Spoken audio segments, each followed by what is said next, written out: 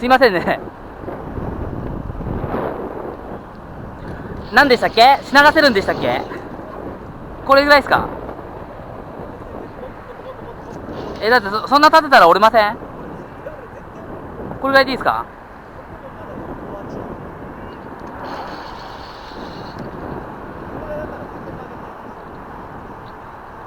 いや、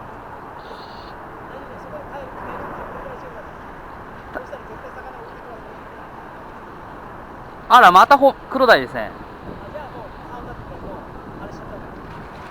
エラ洗いすらないです、これ。